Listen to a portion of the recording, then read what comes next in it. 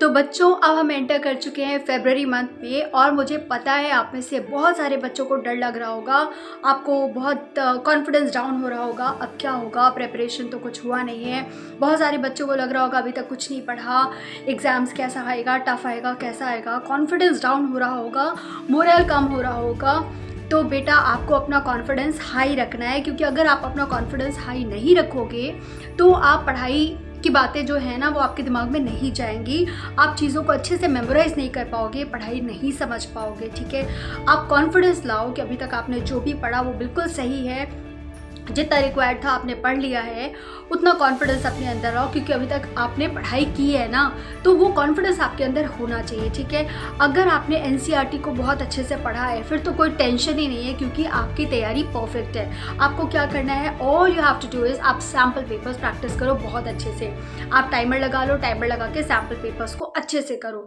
जितने ज़्यादा क्वेश्चन लगाओगे अभी आपको वो ज़्यादा वर्क करेगा। ठीक है, और आपको मैं एग्जाम राइटिंग टिप्स अगर दूँ तो मैथ्स में मैं आपको बोलूँगी, सपोज आप ज्योमेट्री कर रहे हो तो ज्योमेट्री में बहुत इजी है मार्क्स स्कोर करना। आपको गिवन लिख दोगे, टू प्रूव लिख दोगे, उसके बाद आपने साइड में डायग्राम बना लिया, कुछ फॉर्मूलाज लिख दिया, आपको आधे से ज़्यादा मार्क्स ऐसे ही मिल जाएंगे। इस दैट स्कोरिंग।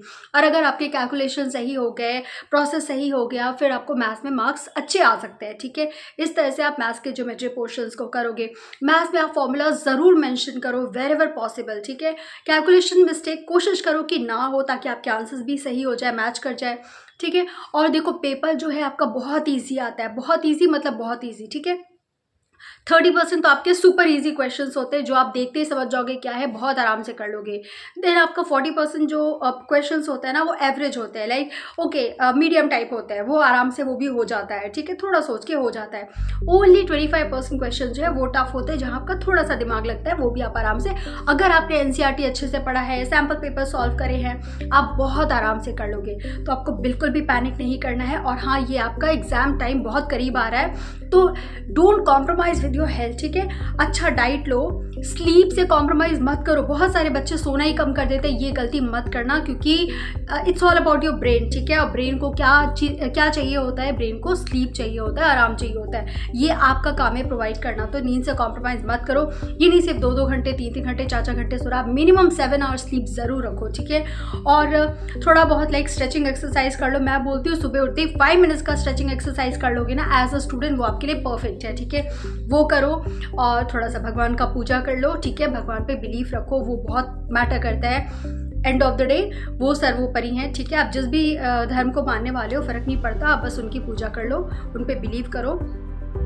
तो इस तरह से अपना ख्याल रखो। ठीक है, और कॉन्फिडेंस लाओ अपने अंदर। पेपर टफ बिल्कुल नहीं होता है, जो भी इंपॉर्टेंट पॉइंट्स है उसको पेंसिल से मार्क कर देना। ठीक है, ताकि कीवर्ड्स पे नज़र पड़ जाए एग्जामिनर की। एग्जामिनर आपका जो पेपर है वो वर्ड टू वर्ड नहीं पढ़ता, वो कीवर्ड्स देखता है और फिर टिक कर देता है। ठीक है, तो इस तरह से आपके पेपर जो है ना स्कोरिंग हो जाता है। और हाँ, बहुत सारे बच्चों का ये डाउट रहता है कि क्या राइटिंग बहुत सुंदर होनी चाहिए? बिल्कुल भी नहीं। ठीक है, आपकी राइटिंग इतनी होनी चाहिए कि वो नीट लगे। ठीक है, वो उसमें ये नहीं कि कट मार्क्स किया हुआ है, देखने में बेकार लग रहा है, ऐसा नहीं होना चाहिए। That's it. उसको बहुत सुंदर और वैसे बनाने की ज़रूरत नहीं है, आप कैलीग्राफी का कोर्स करने नहीं जा रहे हो उधर। ठीक है, तो आपकी राइटिंग बस नीट होनी चाहिए, बिल्कुल भी क्रॉस मार्क्स नहीं होने चाहिए। That's it. ठीक है, इस तरह से आप अपना पेपर लिख के लाओ, कीवर्ड्स को अंडरलाइन करो, बिल्कुल भी पैनिक मत करो, कॉन्फिडेंस लाओ अपने अंदर। ठीक है, और कॉन्फिडेंस कैसे आएगा, आप जितने ज़्यादा पेपर्स लगाओगे कॉन्फिडेंस आएगा। टाइम वेस्ट बिल्कुल मत करो, एक प्रॉपर टाइम टेबल बनाओ, फॉलो करो उसको, बिल्कुल भी टाइम वेस्ट नहीं करना है। बहुत मेहनत करनी है, दबा के मेहनत करनी है, और अपने पेरेंट्स को प्राउड फील कराना है, खुद को अच्छा फील कराना है कि हाँ मैंने कर दिखाया। ठीक है, बोर्ड एग्जाम है, आपका पहला ग्रैंड एग्जाम है, तो जी तोड़ मेहनत करो, एक्साइटमेंट के साथ, एंथुजियाज्म के साथ मेहनत करो। ठीक है, आपने जितना पढ़ा बहुत है, उसी को पक्का करो। अब नया कुछ मत पढ़ना, क्योंकि फिर आप मैसअप कर दोगे। ठीक है, कुछ भी नया नहीं पढ़ना है, बस अच्छे से तैयारी करो। मैं आपके अच्छे मार्क्स का इंतज़ार करूँगी। तो लग जाओ बेटा पढ़ाई में, जाओ जाओ जाओ, आपका टाइम बहुत प्रेशियस है, बहुत मेहनत करो। Love you.